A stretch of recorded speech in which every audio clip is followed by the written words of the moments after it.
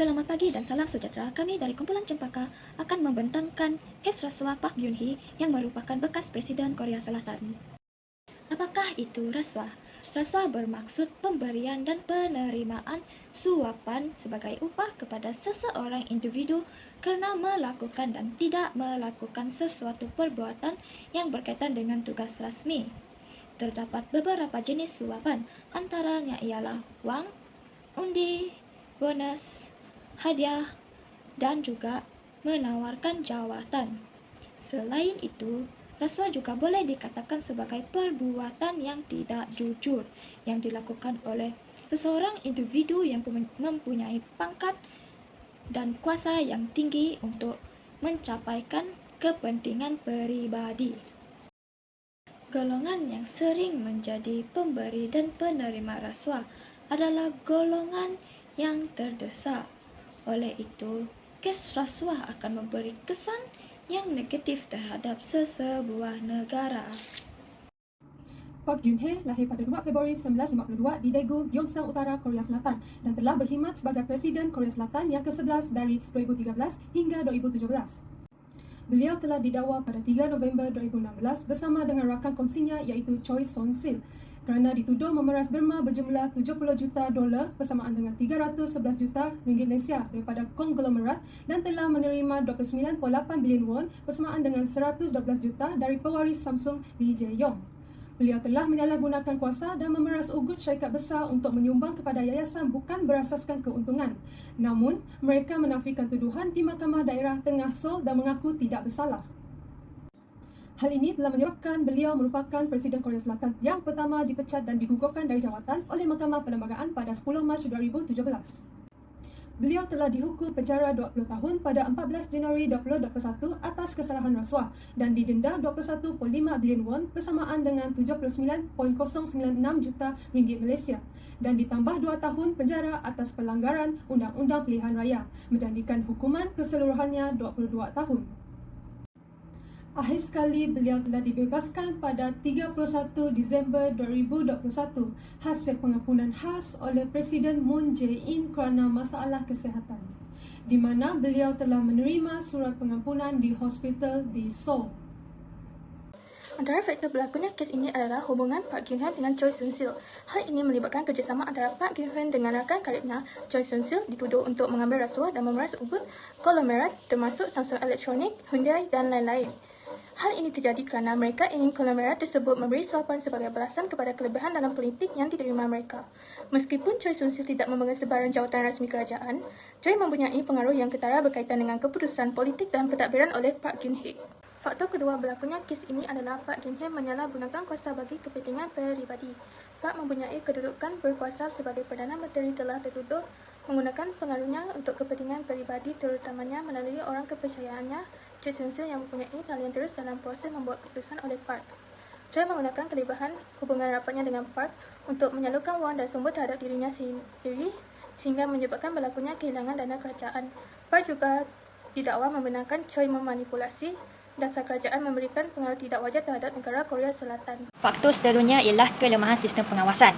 Hal ini melibatkan Park Geun-hye dalam berlakunya penyalahgunaan kuasa dalam proses pengalihan dana oleh kerajaan. Salah satu aspek utama dalam skandal ini pengaruh yang dimiliki oleh Choi Son-sil yang mengawal beberapa keputusan penting. Selain itu, Park Geun-hye bersama dengan Choi Son-sil didakwa menggunakan kedudukan mereka untuk memanipulasikan dan mengarahkan penggunaan dana kerajaan untuk kepentingan peribadi. Kes ini termasuk mengarahkan dana kerajaan atau sokongan kewangan kepada projek yang menguntungkan diri mereka dengan syarikat besar yang terlibat dalam skandal ini turut memberikan sumbangan besar bagi memastikan kelulusan dasar atau kontrak yang menguntungkan mereka. Poin seterusnya ialah penyaluran dana rasmi Park Geun-hye. Ia melibatkan penyalahgunaan kuasa dalam proses pengalihan dana oleh kerajaan. Salah satu aspek utama dalam skandal ini adalah pengaruh yang dimiliki oleh Choi Son-sil yang mengawal beberapa keputusan yang penting. Seterusnya, Park Geun-hye bersama dengan Choi Son-sil didakwa menggunakan kedudukan mereka untuk memanipulasikan dan mengarahkan penggunaan dana kerajaan untuk kepentingan peribadi. Kes ini termasuk mengarahkan dana kerajaan atau sokongan kewangan kepada projek yang menguntungkan diri mereka dengan syarikat-syarikat besar yang terlibat dalam skandal ini turut memberikan sumbangan besar bagi memastikan kelulusan dasar atau kontrak yang menguntungkan mereka. Salam sejahtera dan salam Minimas Lestari. Saya Vivian Desi binti George dari kumpulan Cempaka akan membentangkan tentang kesalahan yang dilakukan dan akta undang-undang dan hukuman yang berkaitan menurut kes Park Geun-hye. Kesalahan pertama ialah skandal rasuah yang melibatkan antara pemimpin politik dan syarikat termuka iaitu Samsung dan Lotte. Suruhanjaya Pencegahan Rasuah dan Asasi Manusia iaitu SRC. SRC ini adalah untuk membuat satu rekod iaitu CPI untuk mengukur tahap rasuah dalam perkhidmatan awam di Korea Selatan. Kesalahan kedua ialah penyalahgunaan kuasa oleh ahli politik iaitu Park Geun-hye. Kesalahan yang kedua ini telah termaktub dalam putusan penguatkuasa akta terhadap pencegahan rasuah dan penubuhan dan pengurusan tentang rasuah dan sivil Suruhanjaya Hak Korea Selatan di bawah artikel 13, iaitu seorang penjawab awam ataupun ahli politik hendaklah menjalankan tugas di bawah kawalan dan menggunakan keberhasilan memegang jawatan tersebut dengan tulus. Terdapat beberapa implikasi daripada kes rasuah Park Geun-hye terhadap individu, organisasi dan negara. Kes rasuah Park Geun-hye ini telah memberikan kesan kepada individu iaitu menyebabkan rakyat kehilangan kepercayaan kepada pemimpin terutama golongan muda. Rasuah yang melibatkan penjawab awam bukan sahaja memberikan persepsi buruk, malah menjejaskan kepercayaan rakyat kepada imej dan kerajaan. Contohnya pada 2016, kes Park Geun-hye, rakyat di Korea Selatan telah membuat perhimpunan besar di Seoul bagi mendesak Presiden Park Geun-hye melepaskan jawatan beliau. Jadi, kes ini telah menyebabkan Park Geun-hye telah kehilangan kepercayaan rakyatnya. Rasuah di kalangan pemimpin ini juga akan menyebabkan kestabilan ekonomi terjejas. Hal ini disebabkan penyelewengan dan salah guna kuasa yang berpunca dari ketamakan harta dan kekayaan oleh individu yang tidak bertanggungjawab. Contohnya pada 2016, kes Park Geun-hye, rakyat di Korea Selatan telah membuat perhimpunan besar di Seoul bagi mendesak Presiden Park Geun-hye melepaskan jawatan beliau. Jadi, kes ini telah menyebabkan Park Geun-hye telah kehilangan kepercayaan rakyatnya. Kasih kepada organisasi. Satu organisasi perniagaan atau dikenali sebagai chaebols. Chaebols merupakan sistem konglomerat perniagaan yang berasal dari Korea Selatan pada tahun 1960 yang dibentuk dengan syarikat multinasional dengan operasi antarabangsa yang besar. Syarikat chaebols terdiri daripada Samsung, Lotte dan SK Groups. Syarikat chaebols telah terlibat dalam satu kes skandal kerana telah menawarkan rasuah kepada Choi Soon-sil sebagai pertukaran untuk permintaan kerajaan. Oleh itu, kes tersebut telah menjejaskan reputasi sesebuah organisasi. Sebagai contoh, Lee Jae-yong, pengerusi eksekutif syarikat Samsung, telah dipenjara dan diberikan percubaan kerana beliau mencuba merasuah bekas Presiden Korea Selatan.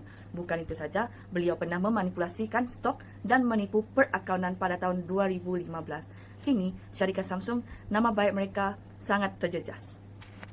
Langkah bagi mengatasi isu integriti dan rasuah yang pertama iaitu melalui pengawasan dan kawalan dalaman.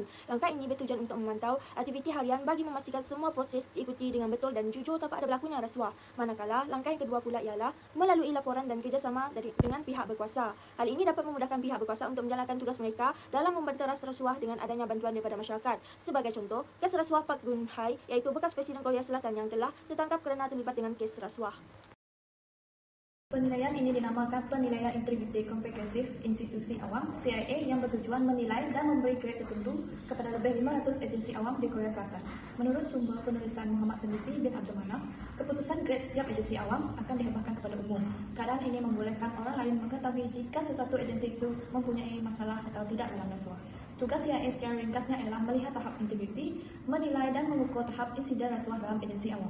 Langkah yang proaktif oleh Korea Selatan ini membuatkan negara tersebut menyumbang kepada peningkatan CPI yang tinggi iaitu pada tanggal ke-31 dari 180 buah negara pada tahun 2022. Selamat pagi, saya akan membentangkan tentang kes yang telah kami kaji iaitu berkaitan dengan Presiden Korea Selatan Park Geun-hye. Perjalanan pertama adalah kita tidak boleh menyalahgunakan kuasa. Sebagai contoh, Park Geun-hye telah menyalahgunakan kuasanya dengan menekankan peniaga-peniaga di Korea Selatan untuk memberikan sejumlah wang yang berdana berjuta-juta dolar kepada rakan sekutunya iaitu Choi Soon-sil. Ini kerana Park Geun-hye telah menolong mereka untuk menjalankan perniagaan mereka. Kemudian seterusnya adalah kita perlu menghindarkan diri daripada menerima rasuah, kira-kira dari segi kewangan ataupun hadiah, kerana rasuah ini boleh didapati dalam berbagai bentuk. Oleh itu, menangani masalah rasuah ini perlulah dibentuk dalam peringkat awal. Contohnya, kerajaan boleh menyediakan peringkat pendidikan KIA untuk memberi kesedaran yang lebih awal kepada semua pelajar. Kata melontar bulu ialah dari rebungnya.